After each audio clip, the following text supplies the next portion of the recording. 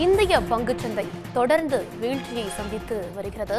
Sensex 1000 புள்ளிகளுக்கு மேல் சரிந்திருக்கிறது. அண்மை செய்தியாக பார்த்து வருகிறோம். இந்திய பங்குச்சந்தையில் பங்குகள் விலை தொடர்ந்து குறைந்து வருவதால் சென்செக்ஸ் நிப்டி தொடர்ந்து வீழ்ச்சியடைந்து வருகிறது. மும்பை பங்குச்சந்தை குறியீட்டு எண் சென்செக்ஸ் 1000 புள்ளிகளுக்கு மேல் சரிவை சந்தித்திருக்கிறது. தேசிய பங்குச்சந்தை குறியீட்டு எண் நிப்டி 370 புள்ளிகள் வரை சரிந்திருக்கிறது.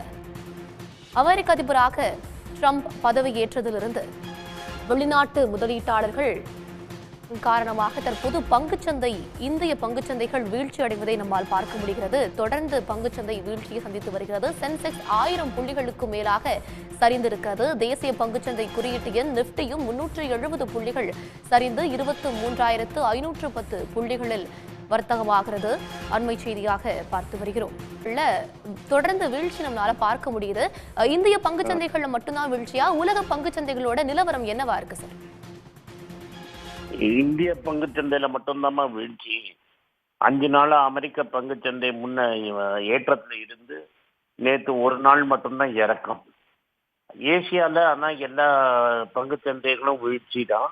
அமெரிக்க பங்குச்சந்தை மட்டும் ரொம்ப ஸ்ட்ராங்கா இருந்தது. ஆனா நேற்று வீழ்ச்சியை சந்திச்சுது. பட் இந்தியாவில் ஒரு 40 நாளாவே ஒரே வீழ்ச்சி. 40 நாள்ல இந்திய பங்குச்சந்தை வீழ்ந்த மாதிரி எந்த பங்குச்சந்தையும் விழல. ஆனா சைனா பங்குச்சந்தை இதுக்கெல்லாம் முன்னாடியே பயங்கரமா விழுந்து ரொம்ப மோசமான நிலையில இருக்கு. அதனால சைனா இந்தியா பங்குச்சந்தை கீழே விழுந்ததும் அமெரிக்க பங்குச்சந்தை ரொம்ப ஸ்ட்ராங்கா இருக்கிறதும் தான் நியூஸ்.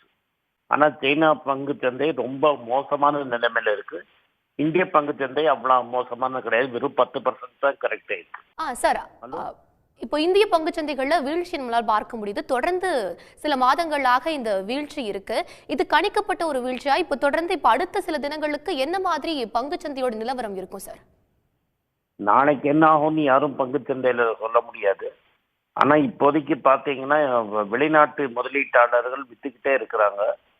டொமஸ்டிக் இன்ஸ்டிடியூஷன், அதாவது நம்ம மியூச்சுவல் ஃபண்ட் மட்டும் வாங்கிட்டு இருக்காங்க. ஆனா 3 நாளா பாத்தீங்கன்னா இந்தியாவோட கவர்மெண்ட் ஓன்டு எல்ஐசி கூட விற்கிறாங்க. ஸோ எல்ஐசியும் விற்குது, ஃபாரின் இன்ஸ்டிடியூஷனல் இன்வெஸ்டரும் விற்கிறாங்க. வெறும் மியூச்சுவல் ஃபண்ட் கம்பெனி மட்டும் வாங்குறாங்க. அதுதான் இந்தியாவின் நிலைமை கடைசி ஒரு 2-3 நாளா. 2 மாதங்கள்ல 8000 புள்ளிகள் வரைக்கும் சரிவு சந்திச்ச பங்குச்சந்தை இன்னைக்கு ஒரே நாள்ல 1000 புள்ளிகளுக்கு மேல சரிவு சந்திச்சிருக்கு. இதற்கு என்ன சார் காரணம்? ஏன்னா முன்னாடி நம்ம வேல்யூவேஷன் ரொம்ப ஓவரா இருந்ததுமா. நான் ரொம்ப நாளா சொல்லிட்டு இருக்கிற மாதிரி வேல்யூவேஷன் ரொம்ப ஓவரா இருக்குது. நம்ம ரீட்டைல் இன்வெஸ்டர்ஸ் தேவையில்லாம என்ன ஃபண்டமெண்டல்ஸ் தெரியாம மியூச்சுவல் ஃபண்ட் பூனமா நிறைய பணத்தை போட்டுட்டாங்க. ஸ்மால் கேப் மியூச்சுவல் ஃபண்ட்லயும் நிறைய பணத்தை, அதாவது வெறும் ஒரு மோட்டார் சைக்கிள் டீலர் கம்பெனிக்கு 4800 கோடியை கொண்டு போய் கொட்டினாங்க ரீட்டைல் இன்வெஸ்டர். இது எல்லாமே ரீட்டைல் இன்வெஸ்டர் பேராசையால பண்ண தப்பு. சிறு முதலீட்டாளர்களின் பேராசை தான் இந்தியா ஃபுல்லா இந்த வீழ்ச்சிக்கு காரணம். பல மாதங்களாக வேல்யூஷன் அதிகமாக இருந்தது. தற்போது சென்செக்ஸ் 1000 புள்ளிகளுக்கு மேல சரிஞ்சிருக்கு.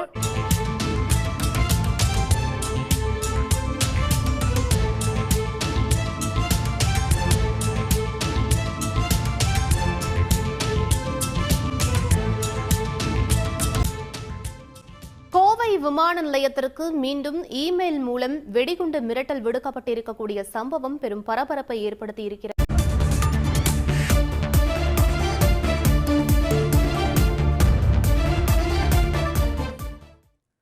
மருத்துவருக்கு கத்தி கூர்த்து நடந்த விவகாரத்தில் தமிழக வெற்றிக் கழக தலைவர் விஜய் கண்டனம் தெரிவித்திருக்கிறார். அண்மை செய்தியாக பார்த்துக் கொண்டிருக்கிறோம். இது பற்றிய மேலும் விவரங்களை வழங்குவதற்காக எமது செய்தியாளர் சமய மணிவண்ணன் இணைப்பில் இருக்கிறார். சமய மணிவண்ணன், வணக்கம். தற்போது தாவேக தலைவர் விஜய் மருத்துவருக்கு ஏற்பட்ட கத்திக்குத்து பற்றிய அதற்கு கண்டனம் தெரிவித்திருக்கிறார். அது பற்றிய முழு விவரங்களை பதிவு பண்ணுங்க. வணக்கம்.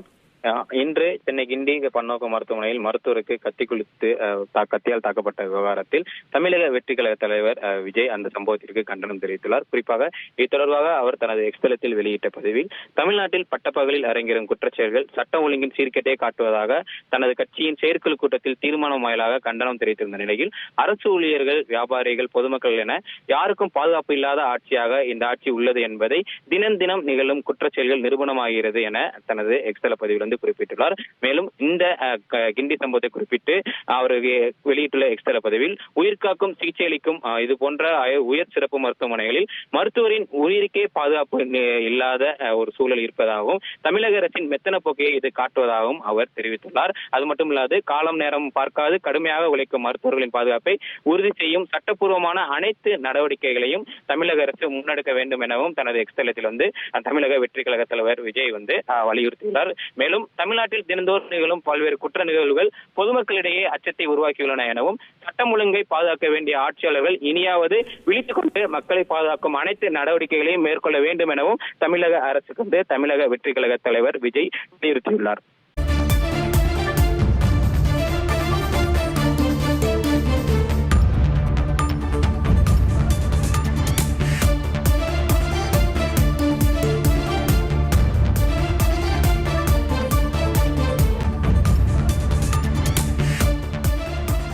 கிண்டி மருத்துவமனையில் மருத்துவருக்கு கத்திக்குத்து விழுந்த சம்பவத்தின் பரபரப்பு அடங்குவதற்குள்ளாக தற்பொழுது மேலும் ஒரு சம்பவம் அரங்கேறியிருக்கிறது. சென்னை ஸ்டான்லி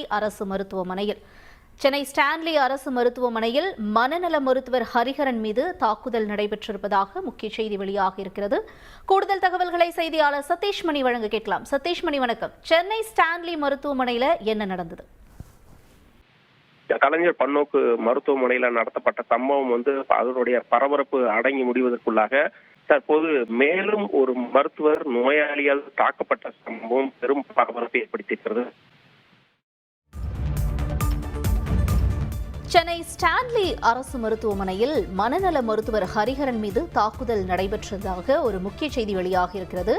கடந்த ஒரு மாதமாக சிகிச்சை பெற்று வந்த நோயாளி இன்று மீண்டும் சிகிச்சைக்கு வரும்பொழுது மருத்துவர் மீது தாக்குதல் நடத்திவிட்டு ஓட்டம் பிடித்திருப்பதாக முக்கிய செய்தி வெளியாக இருக்கிறது. தொடர்ந்து இந்த தாக்குதல் சம்பவத்தால் காயமடைந்திருக்கக்கூடிய மருத்துவருக்கு மருத்துவமனையில் சிகிச்சை அளிக்கப்பட்டு வருவதாகவும் முக்கிய செய்தி வெளியாக இருக்கிறது.